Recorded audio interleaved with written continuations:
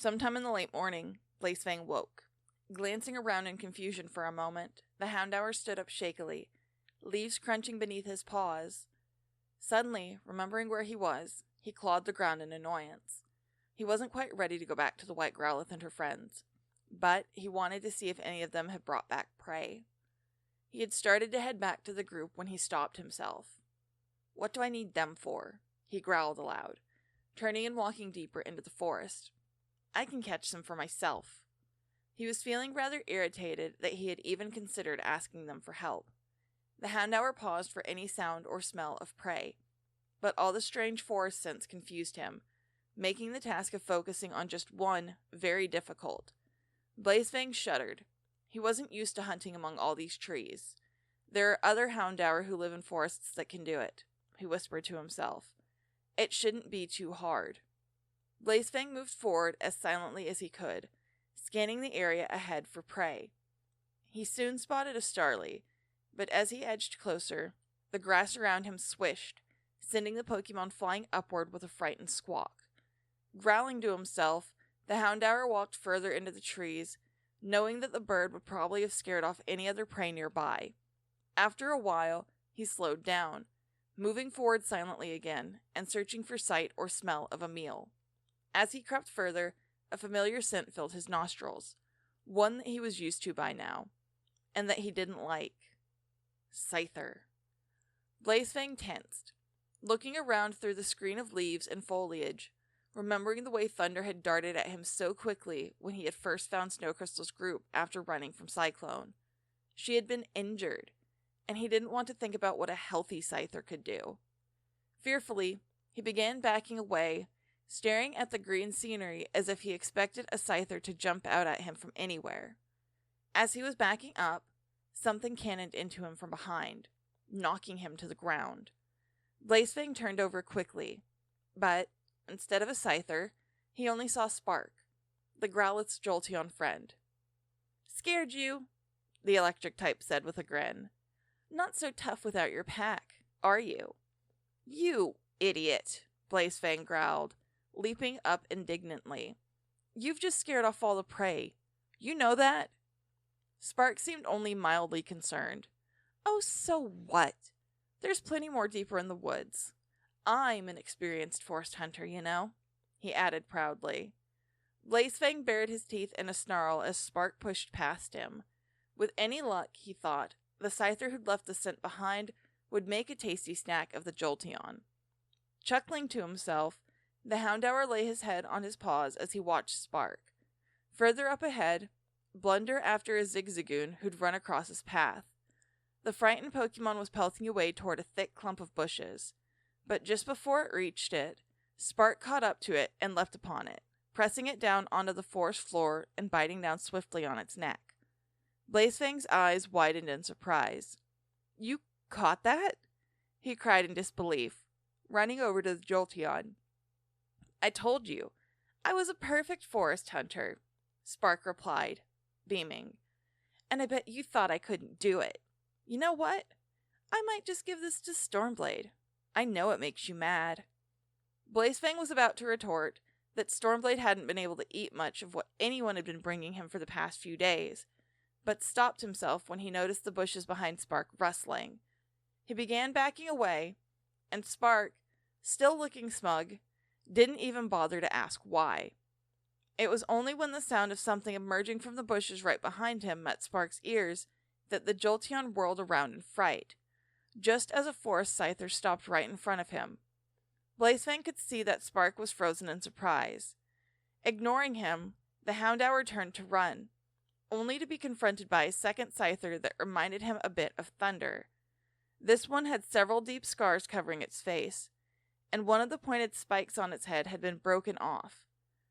Blazefang wished he could fire a flamethrower in its face, but he knew that would be a bad idea for several reasons, as would attempting to run away. He decided that being submissive was the only other option.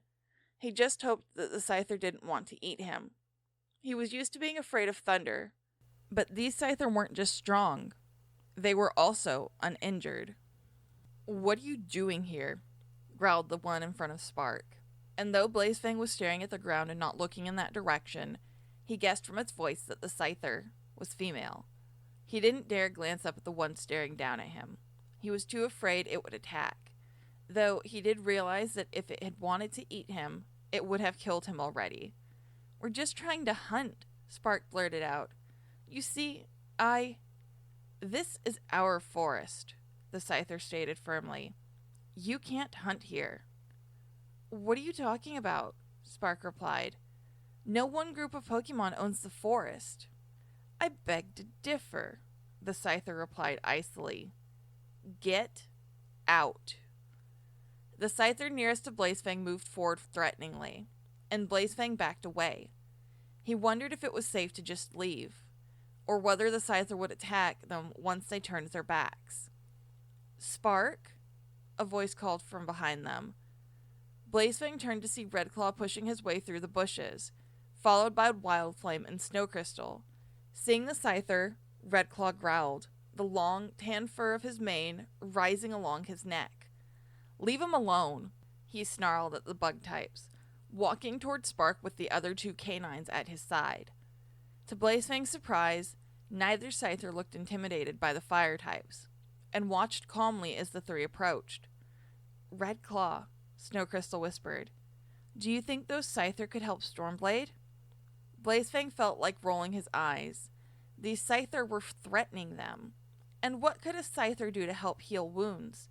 They were only good at hurting things. Without waiting for the Arcanine's answer, the white growlithe padded forward and stood in front of the Scyther next to Spark. Blazefang looked up and watched carefully, not sure how they would react. Snowcrystal stared up at the much taller Pokemon, feeling suddenly vulnerable despite her type advantage over the Scyther. This Pokemon was much bigger and stronger than she was. Quivering, Snowcrystal tried to look her in the eyes. "Listen," she began hesitantly. "We have a Scyther friend who's hurt, and Why should we care?" the Scyther replied. "That Scyther is not part of our swarm." Snowcrystal could see the Scyther's body tense, as if the only thing keeping the Pokemon from leaping at her was the fact that she and her companion were outnumbered. Snowcrystal glanced at Redclaw, who looked back at her helplessly. She knew that he wanted to leave, but if these Scyther wanted to chase him out of the forest, where else could they go? She glanced at the other Scyther, the mean-looking one who seemed seconds away from attacking Blazefang, wondering if she should even attempt to talk to him. Before she had a chance to make a decision, however, she heard the bushes in front of them rustle, and a third Scyther stepped out. Alarmed, Snowcrystal was about to run back to Redclaw, thinking that the other Scyther in the swarm had heard the commotion and come to help their companions. However, she quickly realized that not only was this third Scyther alone, but there was something odd about him. As he came out of the bushes into plain sight, it was easy to see what it was. The Scyther was missing an arm. She stared in surprise, but that didn't last long as she was distracted by the reaction of the other two Scyther, who had turned to glare at him. "What do you want?" the one closest to Snowcrystal growled. "I think we should help the other Scyther," the newcomer replied calmly, though Snowcrystal could see that he was looking at the other two with an air of fear. "Why would we help a loner?" the scarred Scyther asked him calmly, as if waiting to see if the new Scyther had any sort of logical reason. "They may not be from our swarm, but they're still a Scyther," the third Scyther replied. "I say we should help. These Pokemon are weak," he added, gesturing to Snowcrystal and the others with a nod of his head. "They couldn't do much to harm our swarm anyway, but they do outnumber you two, and with type advantages at that. I wouldn't try chasing them away." The scarred Scyther rounded on him. Looking at them both facing each other, Snowcrystal noticed that the Scyther with the scarred face was taller than the other, though not quite as tall as Stormblade. "Don't tell me what to do," the scarred Scyther growled, "unless you think you can win a battle with only one blade." The smaller Scyther seemed to get the message, and immediately backed off, a scared look in his eyes. "Get out of here," the female shouted, and the newcomer slinked away into the bushes and disappeared.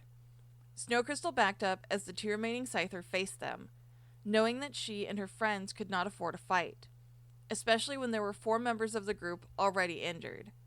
She was wondering whether or not to try and run when a fourth Scyther emerged from the trees near where the other two were standing.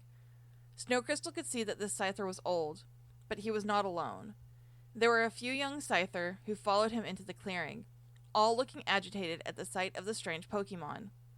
"What's going on here?" the old Scyther demanded, staring straight at Redclaw as if he assumed that the Arcanine was the leader of the band of travelers. It was the Scyther that Snowcrystal had tried to speak to who answered first. "They were trespassing," she explained. "They hunted in our territory and killed a Zigzagoon." The Scyther bent down toward the carcass and picked it up, tossing it toward where her companion, or mate, was standing. "They haven't crossed into our territory yet," the old Scyther pointed out. "So you own the forest, huh?" Spark scoffed, but was quickly silenced by a glare from Redclaw. The Scyther ignored him. "They were close enough, Sky Scythe," she retorted. "Let's just get rid of them now." "We're just passing through," Wildflame told the Scyther. "That is, after we've rested for a bit." "But there are 2 Scyther with us," Snowcrystal added. "You might be able to help them. Somehow. We just want a safe place to stay, and this forest is the safest place we've found. But can you at least try?" "Yes. I think those Scyther must really know how to heal forbidden attack wounds," Blazefang muttered sarcastically as he backed up close to Wildflame. "Let's get out of here." "Go on then," the scarred Scyther scoffed. "They won't be safe out in the forest," one of the young Scyther whispered loud enough for the travelers to hear. "All the Pokemon who have moved here since the old forest burned down, and, well, some of them are dangerous. And we keep having to remind them that we were here first." Snowcrystal felt a wave of fear rush over her. They had left the 4 injured Pokemon all alone. Before she could say anything, Redclaw decided to speak. "I suppose things must be hard for you then," he told the group of Scyther carefully, knowing very well that it was now his group that was outnumbered. "We only want a safe place to stay until our friends recover or we find another suitable resting place. If you let us stay in your territory, those of us who can will catch prey for you. Lots of it," he added quickly, and Snowcrystal saw him stiffen as he waited for the Scyther's answer. "Why should we trust you?" one of the Scyther asked warily. "Our injured friends would be where you can see them," Redclaw replied carefully. "At your mercy. I can assure you that we wouldn't do anything that could put them in danger. We have no interest in harming any of you. We've seen enough of senseless fighting."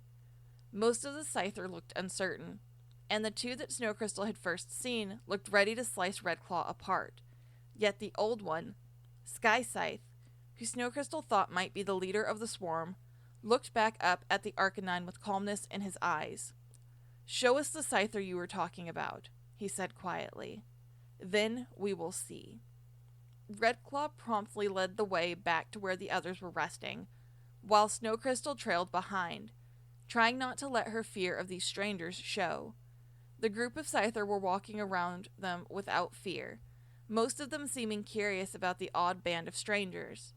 She heard Blazefang's paw steps as he crept up beside her and whispered in her ear, "You do realize that Redclaw's just being foolish, right? If Thunder goes berserk, he basically just sentenced those 4 to their deaths." Snowcrystal shivered. As much as she hated to admit it, Blazefang had a point.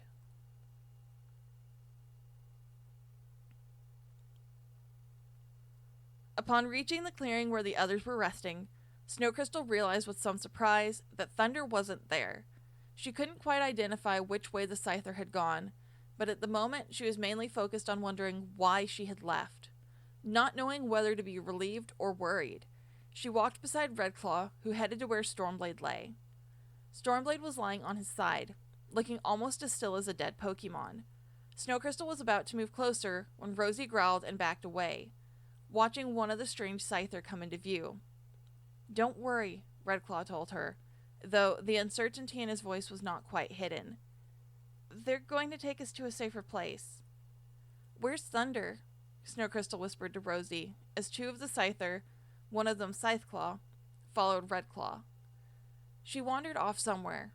I don't know," Rosie whispered back, sounding agitated. Wildflame approached the two of them, looking worriedly at the Scyther group. "We can find Thunder later," she whispered quickly. Snowcrystal turned to see that a few of the other Scyther had started staring at Stormblade in either horror or morbid curiosity. "He's definitely not a Scyther from anywhere around here," one of them muttered. "And I don't think he's from the Old Forest either." "Should we try and help somehow?" one of them asked, sounding in shock. "No, he's as good as dead," another replied casually. Snowcrystal peered at Stormblade. Seeing no response from him, she doubted that he was even aware of the other Scyther next to him. "We just want to be taken to a safe place," Redclaw told the forest Pokemon. "And remember, we are willing to hunt for you. We can take care of Stormblade ourselves." Snowcrystal waited to see what Skyscythe would say, hoping with all her might that he wouldn't refuse. She didn't want to wander around in the wilderness in search of shelter anymore.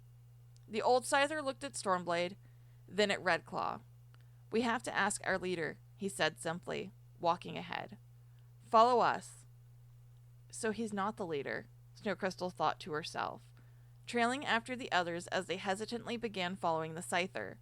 Redclaw looked at Stormblade and then carefully picked him up. Snowcrystal hoped he was unconscious. Otherwise, that would certainly be painful.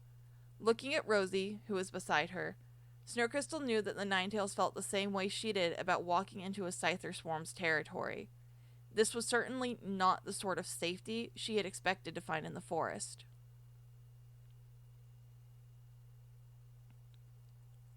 As they moved through the trees, Snowcrystal found it harder and harder to see the Scyther they were supposed to be following. For one, they were much faster than anyone in their group, and further on the foliage got thicker, hiding the green-colored Pokemon from view. Snowcrystal was following Wildflame and Spark, who were ahead of the others, and seemed to be having just as hard of a time following the Scyther as she was.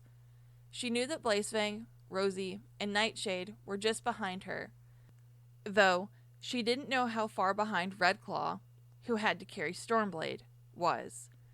As she followed Spark, her thoughts kept drifting back to Thunder, and whether it was really wise to leave without her knowing. "We can go back and get her once we find a safe place," she told herself silently.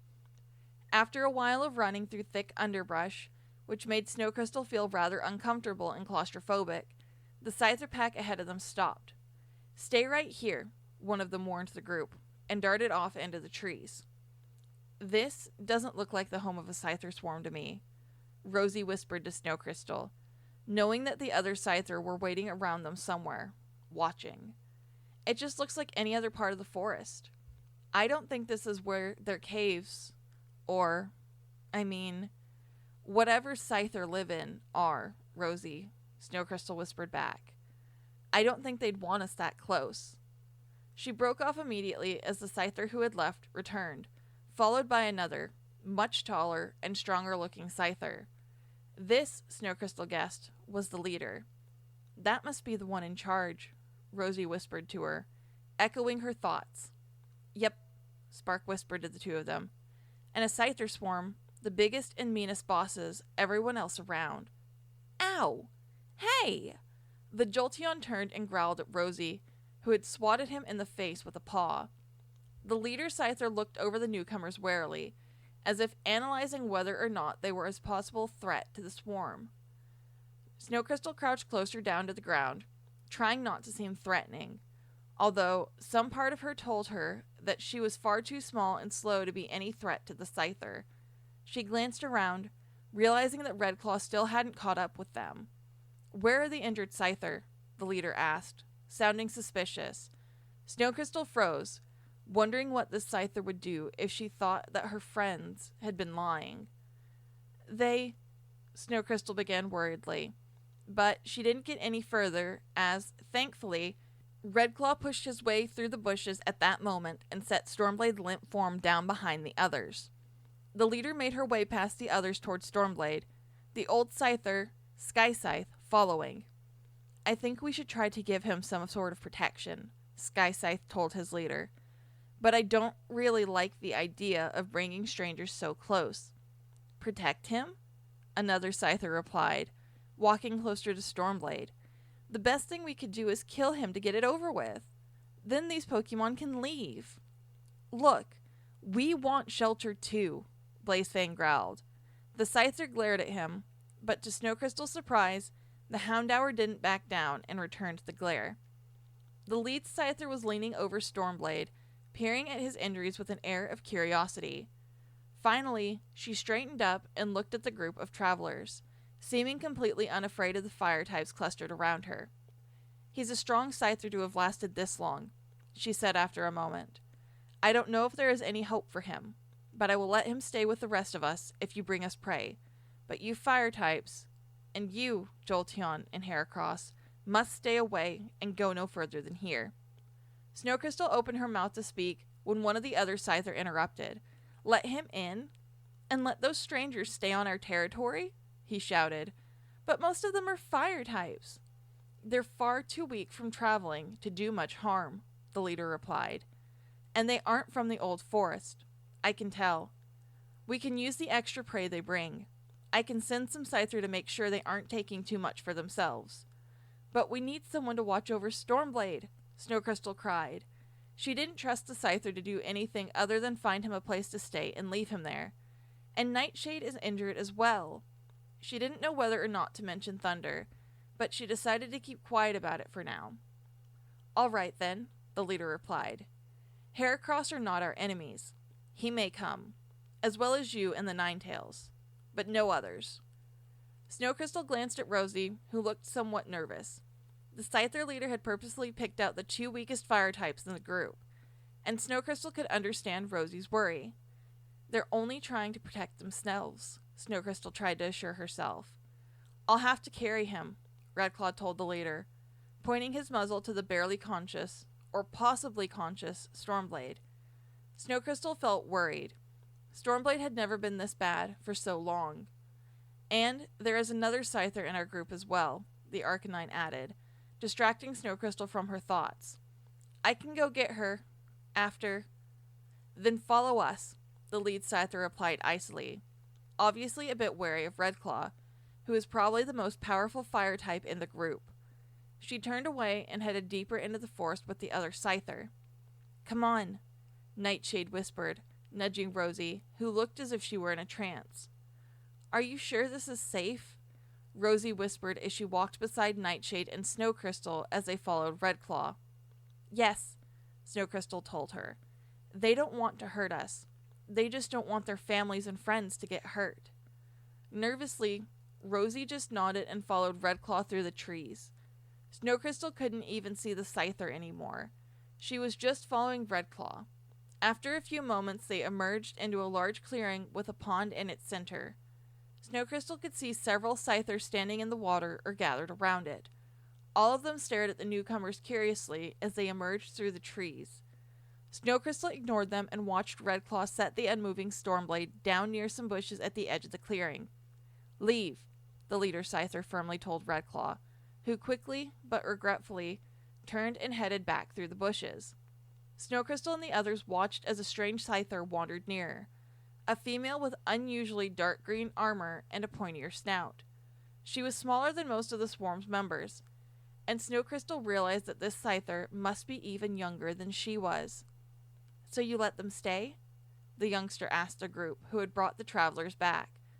Unlike most of the other Scyther, she didn't seem wary or afraid, just curious. What does it look like? The scarred Scyther, who had been displeased with the idea from the start, growled at her. Ignoring the two, the lead Scyther looked up as another swarm member from somewhere Snowcrystal couldn't see called for her. This is the place you will rest. Stay here, she warned the newcomers. Go to the pond only for water, and then come back. You aren't allowed any further. And remember, there will always be someone watching you to make sure you do as I say. She ran off, leaving them with the small group of Scyther who had led them there. Then that group split up, going their separate ways and giving the travelers wary glances. Remember, the scarred Scyther hissed as he walked past them, if you harm any of the Scyther here, your friend will die. Then he, too, ran off, leaving only the small Scyther who was still staring curiously at them. Hey, Bladewing, who are they? Another voice called, and an even smaller male scyther darted up to them faster than Snowcrystal would have thought possible, making her step back in surprise. "They aren't scyther," he continued. "So why are they here?" "The leader said they could stay," Bladewing answered. "They're going to get more food for us." "They don't look like they can," her friend growled. "And that's a Heracross. Heracross don't even eat meat." "We're not the ones who will be hunting," Nightshade told him calmly, making the young scyther glare. Nightshade backed away, not because of the scyther's reaction, but because he seemed nervous about something else. "I'm going to head into the forest," he's told Snowcrystal. "I won't be far, and I'll be back to see Stormblade." "Is this the scyther they were talking about?" the smallest scyther cried. Snowcrystal turned to see him standing over Stormblade. I don't think shelter is going to do him much good." As if horrified by the sight, he darted away. Nightshade moved towards Stormblade as Bladewing, the other small one, inched closer, when another, fully grown scyther stood in front of Stormblade, facing her. "Stay away from them," he ordered, leading her away. Nightshade sighed as the two walked away.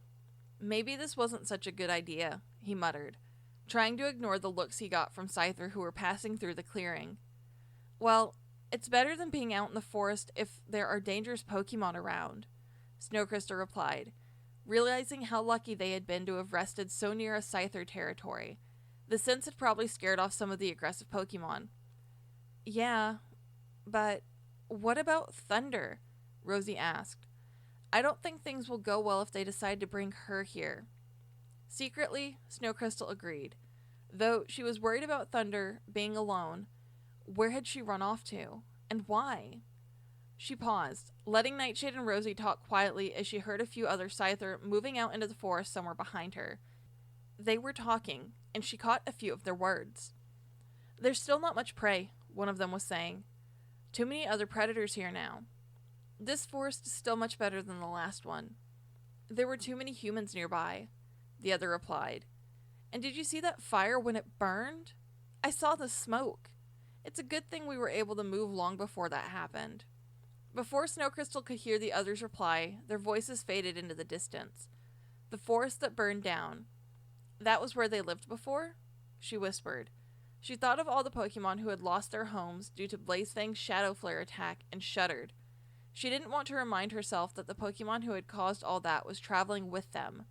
She briefly heard Nightshade get up and leave to go back into the forest, and Rosie lay down quietly before yet another scyther approached them.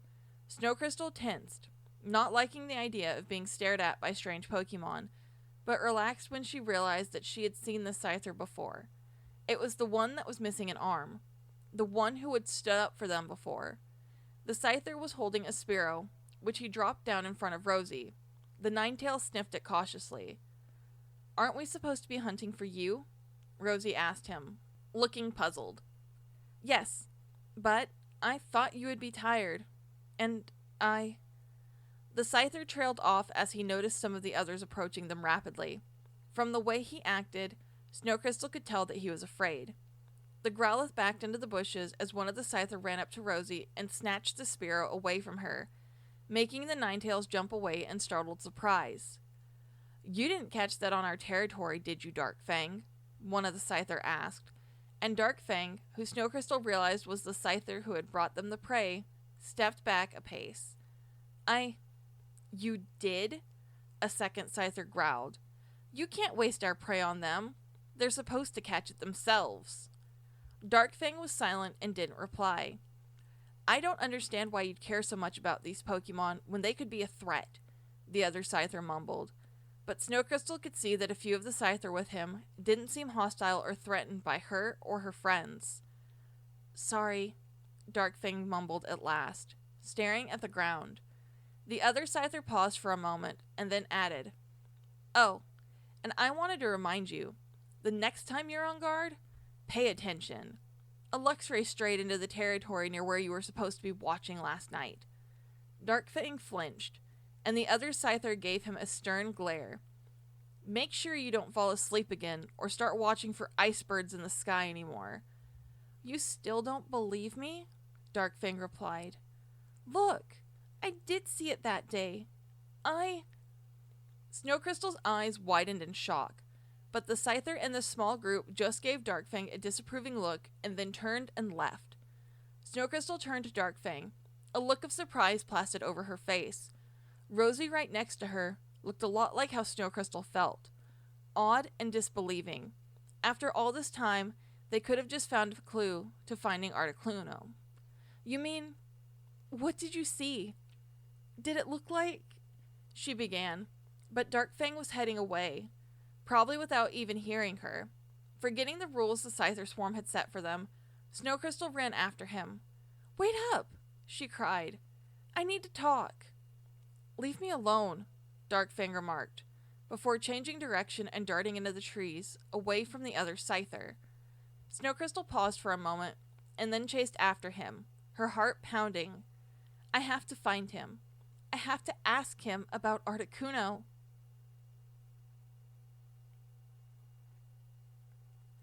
Under the warm light of the sun, and beneath the clouds that drifted slowly across the sky, Scytheclaw stood peering into the round pool that was formed by the river right beside the tall cliffs.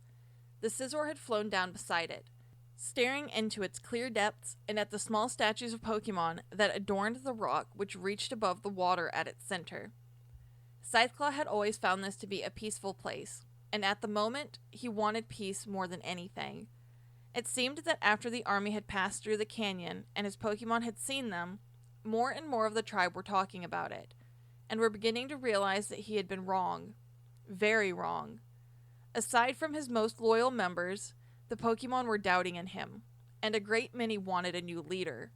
Moonlight the Umbreon seemed to be the one most wanted to take his place. Scytheclaw felt worried and afraid. He was injured. He couldn't fight if they tried to overthrow him, and he wondered if inflicting harsh punishments on rule breakers had really been wise. Now that he was in a state of weakness, it was likely they could take out bottled-up anger on him. If only he had managed to kill Nightshade and instill some more respect in them. But would that have been the best way to go about it? Scytheclaw had no idea what the best way to be a leader was, and it was this thought that scared him most of all. The leadership was all he had. If he lost it, everything would be over. Worriedly, the Scizor turned his gaze to look deeper into the pool at the Arcanine statue that lay beneath the waters. As he did so, he thought he saw a peculiar glint off the Arcanine's fangs. Curious, he peered closer, moving around until he saw the sparkle of some strange object again. After a moment's hesitation, Scytheclaw waded into the water. He shuddered. The water had always felt strange to him as a Scizor. He had loved it as a Scyther, but since his evolution, he had always felt as if his body was too heavy, and he was likely to drown. He hated that feeling. He hesitated as he neared the deeper part of the water, where the Arcanine statue lay. As he peered into the depths, he thought he saw the shimmer of something blue near the Arcanine's mouth. "Scytheclaw?" A curious voice sounded from behind him, making him turn his head. The Scizor spotted a Zangoose, one of his now few truly loyal followers, standing on a rock near the pool. Scytheclaw immediately got out of the water, pointing to the Arcanine statue. "Go under the water," he ordered. "There's something strange about that statue." Puzzled, but unwilling to disobey in case he angered his leader, the Zangoose slid into the water cautiously and vanished underneath the surface. It wasn't long before he reappeared, looking puzzled. "There doesn't seem anything odd about it," he began, "but there's some sort of gem stuck in its mouth. It looks shiny. I wonder if it's some sort of rare..." "Well, get it out," Scytheclaw muttered impatiently. The Zangoose nodded and vanished again. He reappeared a second time, panting and out of breath. "It's stuck, Scytheclaw," he reported, and before he could hear any angry responses, he added, "I'll try again," before diving under. Scytheclaw waited a little longer before the Zangoose's head broke the surface again. In his mouth, he held an oddly shaped blue gem. Swimming over, he set it at Scytheclaw's feet. The Scizor bent down to peer at the stone, noticing how strange it looked. It was smooth, like a river rock, but clear, with odd little patterns interlacing the inside. He reached out to feel its surface with the tip of his pincer, still treading water near the edge of the pool, The Zangoose watched as his leader collapsed.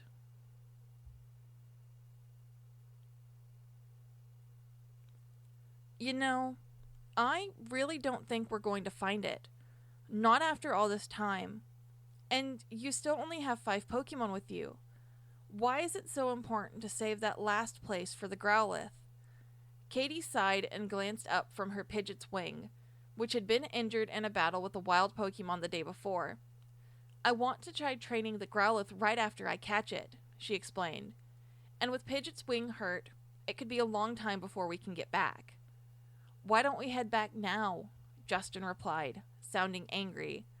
I don't like not having a flying Pokemon to...